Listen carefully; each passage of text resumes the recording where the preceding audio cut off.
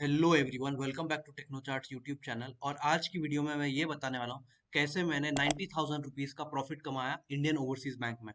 तो ये detailed analysis video है जहाँ पर हम वीकली टाइम फ्रेम और डेली टाइम फ्रेम के ऊपर डिस्कस करने वाले हैं। इससे आपको कई सारी चीज़ें सीखने को मिलने वाली है, राइट। सो पूरा वीडियो ज़रूर देखें। सबसे पहले अगर हम देखेंगे तो इंडियन ओवरसीज बैंक का जो वीकली चार्ट है, सबसे पहले मैं ये खोल लेता हूँ। वीकली चार्ट में जब आप देखोगे तो वीकली चार्ट में हमें दिख रहा है कि 32 रुपीज का, 32 से 34 रुपीज का जो एरिया था वो एक काफी बड़ा मेजर रेजिस्टेंस का एरिया था। सो ये हमने अभी खोलकर देख लिया कि ये हमारा एक एरिया हो गया 32 से 34 रुपीज का रीजन, जहां पर एक रेजिस्टेंस देखने को मिला है। सबसे पहले राइट हैंड साइड में जब हम देखेंगे volume on up days is greater than volume on down days. मतलब क्या, मार्केट या stock, in this case Indian overseas bank जब भी ऊपर जा रहा था तो वॉल्यूम्स बढ़ रही थी, और इंडियन ओवरसीज बैंक जब भी नीचे गिर रहा था, इस केस में ये देखेंगे, तब वॉल्यूम एकदम ड्राइड आउट हो चुकी है, राइट। सो ये एक सिनेरियो देखने को मिला है।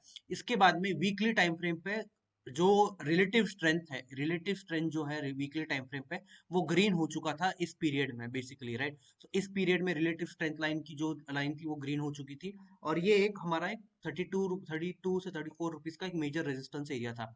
अब मैं डेली टाइम फ्रेम पर जंप कर देता हूँ, और डेली टाइम फ्रेम पे मैं आपको एक्सप्लेन करूंगा। डेली टाइम फ्रेम पे देखेंगे तो सबसे पहले एक फ्लैट बेस, इधर चार्ट स्टॉक ने बनाया है एक flat base. Basically flat base बनाया है मतलब क्या, एक स्टॉक जब भी एक बड़े बेस के अंदर एक छोटा सा कंसोलिडेशन करके एक रेक्टेंगल पैटर्न बनाता है, इसे हम एक फ्लैट बेस कहेंगे इस केस में।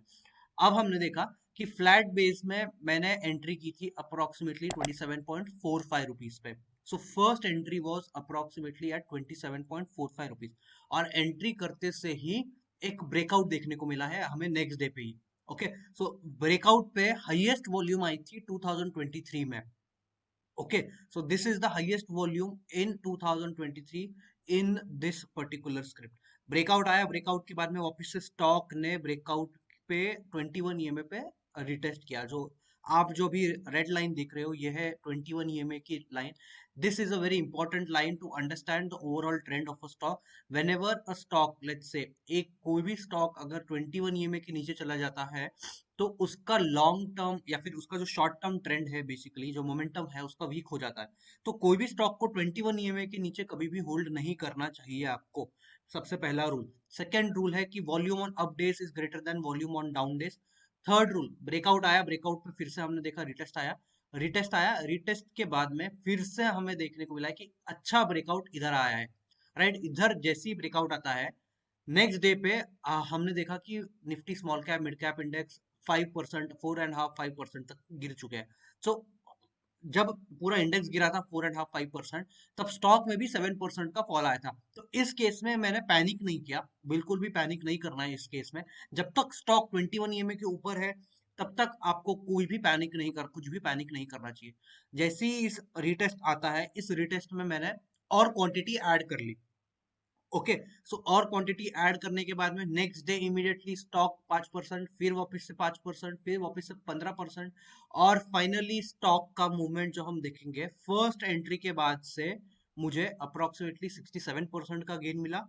सेकेंड एंट्री के बाद से मुझे अप्रोक्सीमेटली 45% का गेन मिला। एवरेज एवरेज मेरा 47-48% का मेरा एवरेज आता है कुछ तो भी, राइट। आपको स्क्रीनशॉट दिख जाएगा स्क्रीन पे, वो मेरा एक एवरेज था, राइट। तो ये एक सिनेरियो था जहां पर हमने इंडियन ओवरसीज बैंक में पूरा डिटेल्ड एनालिसिस किया था। अब इस डिटेल्ड एनालिसिस को मैंने एक्चुअली ट्विटर पे भी शेयर किया था बहुत समय पहले। अगस्त 2023 पे मैंने इंडियन ओवरसीज बैंक पे एक ट्वीट बनाया था, एक पीएसयू बैंकिंग इंडेक्स पे मैंने एक ट्वीट शेयर किया था, जहां पर मैंने बताया था कि ये स्टॉक का जो मेजर रेजिस्टेंस है वो है 32 रुपीज। 32 रुपीज के ऊपर एक fresh stage two up trend चालू होगा और accumulate near the area of 28 to 30। Long term stop loss आपका रहना चाहिए 24 के नीचे, राइट। अगर आप, और मैंने पूरा की पूरा जो क्वांटिटी था वो अप्रोक्सीमेटली 46 रुपीज के आसपास ये रेंज में बेच दिया था। अब मेरा नेक्स्ट प्लान क्या है? नेक्स्ट प्लान ये है कि मैं पूरा क्वांटिटी वापस से जितना मैंने बेचा था उतना, अगर बेसिकली एक्सपेक्टेशन यही है कि स्टॉक अगर 20% के ऊपर मूविंग एवरेज से चला जाता है तो उसमें पुल बैक आने की प्रोबेबिलिटी बहुत बढ़ जाती है। तो इस केस में मैं एक वेट करूंगा पुल बैक का। अप्रोक्सीमेटली 40 रुपीज के आसपास में इसको फिर से कलेक्ट करूंगा, और जितना मेरा पूरा क्वांटिटी, मैंने जितना 9,000 क्वांटिटी, शायद 8,000 क्वांटिटी के आसपास मैंने बाय किया था, तो पूरा क्वांटिटी में फिर से बाय करूंगा और फिर से इसको सेल करूंगा। अप्रोक्सीमेटली टारगेट मेरा नया एंट्री रहेगा 40 रुपीज पे, मेरा फ्रेश टारगेट रहेगा जब मैं एंटर करूंगा। तो वीकली टाइम फ्रेम के हिसाब से बहुत बड़े बड़े टारगेट्स आते हैं इस पर्टिकुलर स्क्रिप्ट में, और मुझे काफी अच्छा लगता है ये स्क्रिप्ट। वीकली टाइम फ्रेम के हिसाब से स्टॉक अप्रोक्सीमेटली डबल भी हो सकता है। 89 रुपीज का फर्स्ट टारगेट रहेगा जब मैं 40 रुपीज पे फिर से एंटर करूंगा। तो 40 रुपीज में एंटर करने के बाद में आपका स्टॉप लॉस क्या रहना चाहिए? आपका स्टॉप लॉस बेसिकली 40 रुपीज में एंटर करने के बाद में इमीडिएटली आप एक छोटे स्टॉप लॉस के साथ में ट्रेड कर सकते हो, वो है अप्रोक्सीमेटली 39 रुपीज।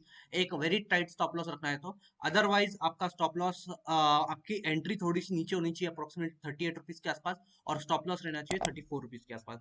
तो ये एक पर्टिकुलर प्लान है मेरा इंडियन ओवरसीज बैंक के ऊपर। इसके बाद में सायन डीएलएम में भी मैंने अप्रोक्सीमेटली 45,000 रुपीज का प्रॉफिट कमाया था, और 45% gain with in a span of 2 weeks. अगर आपको उस पर एक डिटेल्ड एनालिसिस चाहिए तो कमेंट सेक्शन में जरूर बताएं, और कमेंट करें सायन DLM, so that I can explain you on a detailed note how I made and how I had shared that particular stock as well with all of the subscribers. And ये रहा हमारा stock Sion DLM, जहां पर हमारी entry हुई थी approximately 520 rupees पे मैंने एंटर किया था, और 760 रुपीज पे मैंने सब कुछ बेच दिया था। राइट, तो 45% का गेन्स था इस पर्टिकुलर पीरियड में in a span of 2 weeks. So if you want me to make such detailed analysis of all my profitable trades, do let me know in the comment section, and do share this video with all of your friends. Like and subscribe to the